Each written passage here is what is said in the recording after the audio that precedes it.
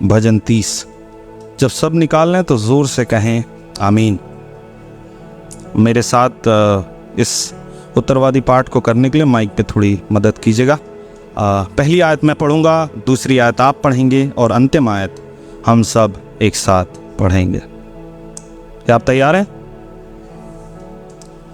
हे यहोवा, मैं तुझे सराहूंगा क्योंकि तूने मुझे खींच कर निकाला है और मेरे शत्रुओं को मुझ पर आनंद करने नहीं दिया।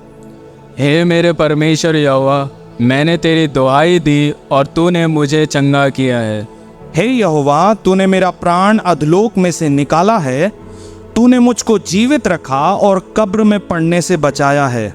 हे यहोवा के भक्तों, उसका भजन गाओ और जिस पवित्र नाम में उसका स्मरण होता है उसका धन्यवाद करो।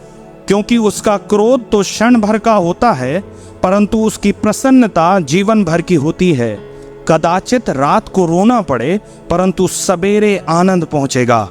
मैंने तो अपने चैन के समय कहा था कि मैं कभी नहीं टलनेगा। हे यहोवा, अपनी प्रसन्नता से तूने मेरे पहाड़ को दृढ़ और स्थिर किया था। जब तूने अपना मुख फेर लिया तब मैं घबरा गया।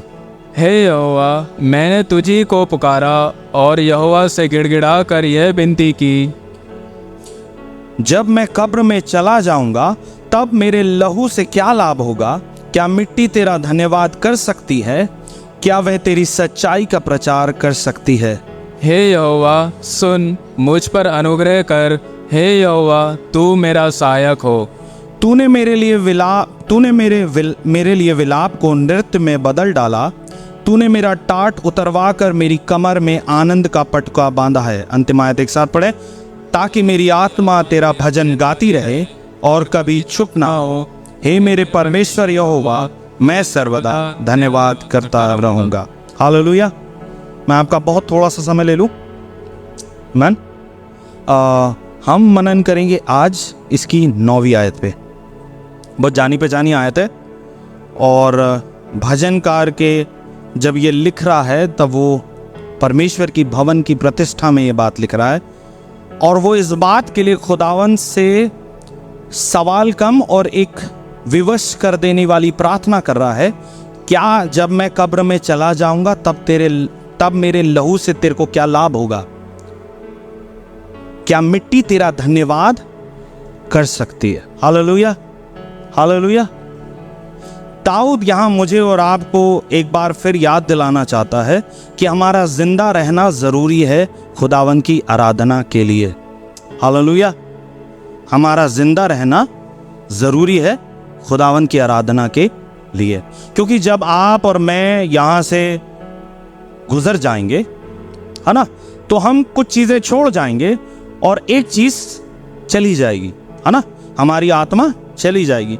और हम इस बात के लिए निश्चिंत हैं, आश्वस्त हैं कि जब हम स्वर्ग में खुदावन के सामने होंगे तो पूरी जिंदगी उसके बाद अनंत काल के लिए हम सिर्फ आराधना करेंगे। हालेलुया। यही बात यीशु मसीह ने सामरी स्त्री को कही कि परमेश्वर आत्मा और सच्चाई से आराधना करने वालों को ढूंढ रहा है ना। लेकिन आपको पता है कि मरने के बाद आराधना करना या परमेश्वर की बड़ाई करना या परमेश्वर की स्तुति करना, उसके लिए जरूरी है कि हम जिंदा रहते खुदावन की आराधना करें। Hallelujah, hallelujah. लेकिन आपको पता है कि अगर आप इस शरीर के भरोसे रहेंगे तो आपको यह शरीर कभी आराधना करने नहीं देगा। हालेलुया, है ना। शरीर, अच्छा मैं इसको इंग्लिश में बोलूं, if you rely on flash, your flash, तब आपका जो ये जो शारीरिक संरचना है ना, ये क्योंकि इस संसार की है तो ये आपको कभी परमिट नहीं करेगी कि आप उसकी आराधना करो। हालेलुया। ये सिर्फ आपकी आत्मा का काम है कि उसकी आराधना करना। इसलिए यीशु मसीह ने कहा आत्मा और सच्चाई से। हालेलुया, है ना। इसलिए आप बीमार हैं, इस शरीर में बीमारी है, इस पर रिलाय नहीं कर सकते कि मैं ठीक हो जाऊंगा तब आराधना करूंगा। हालेलुया।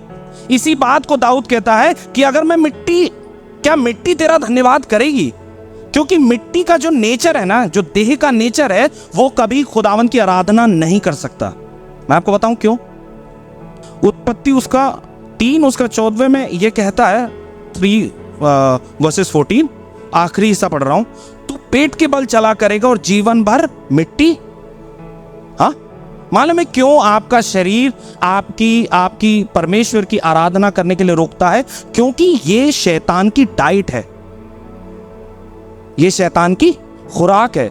आपके फ्लेश से वो उसकी खुराक है। आप जितना इस फ्लेश के वश में रहोगे, इस शरीर के वश में रहोगे, आप खुदावन की आराधना करने से उतना ही रुकोगे। हालेलुया। इसलिए दाऊद कहता है कि खुदा मेरा जिंदा रहना जरूरी है। मालूम है क्यों?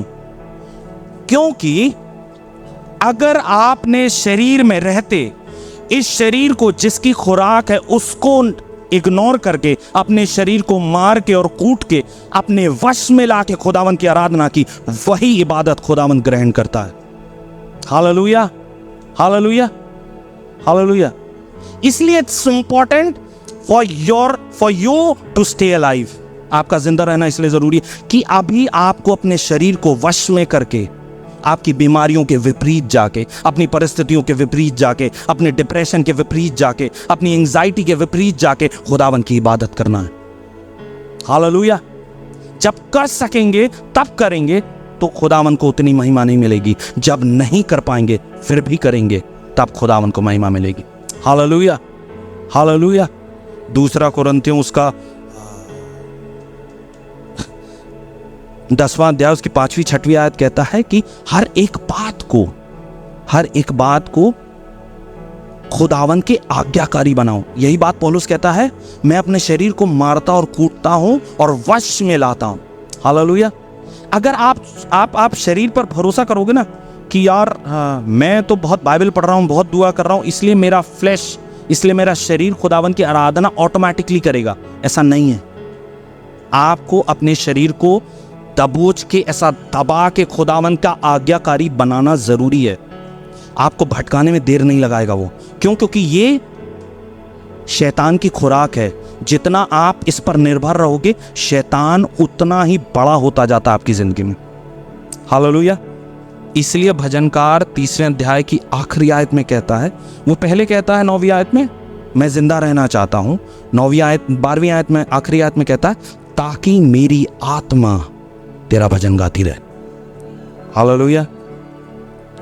इसलिए कि अगर आप चाहते हैं कि आपकी आत्मा भजन गाए, तो अपने शरीरों को वश में लाना, यीशु का आज्ञाकारी बनाना शुरू कर दीजिए। हालेलुया।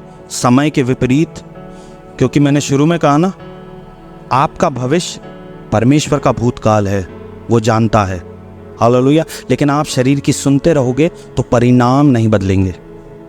आपकी आत्मा को खुदावन के अधिकार में, उसकी आज्ञाकारिता में होना ज़रूरी है। आइए अपनी आंखों को हम बंद करें और खुदावन के निकट अपने आप को एक बार फिर समर्पण करें। मेरे पवित्र सामर्थी जिंदा मेहरबान खुदावंद, आप जो जीवित हैं, आप जो सर्वोच्च, सर्वव्यापी, सर्वज्ञानी, ओ खुदावंद, सर्वशक्तिमान परमेश्वर हैं, आप जो सब कुछ हैं खुदावंद, और आपके होने के लिए किसी कारण के होने की ज़रूरत नहीं। हम आपका शुक्र अदा करते हैं, हम आपका धन्यवाद देते हैं खुदावन कि हम जिंदा पाए जाते हैं। और आपसे आज की सुबह दुआ करना चाहते हैं पिता, कि पवित्र आत्मा हमारी मदद करे कि हमारी ज़िंदगियों में हम अपनी शरीरों को, अपने विचारों को, अपनी भावनाओं को, अपनी परिस्थितियों को खुदावन आपका आज्ञाकारी बनाना सीखें। हम सीखें कि खुदावन हम अपने शरीरों को कैसे वश में रख के खुदावन आपकी आज्ञाकारिता में बढ़ सकते हैं, कैसे ये शरीर आपकी आराधना कर सकता है, ताकि पिता जब हमारी आत्मा आपसे लौ लगाए तब हम में और खुदावन आप में कोई भी उलझाने वाली बात और कोई भी भटकाने वाला पाप ना होने पाए। खुदावन आदर महिमा इज्जत आपको देते हुए खुदावन यीशु के नाम से इस दुआ को मांगते हैं। सुनिए, दया से ग्रहण कीजिए पिता।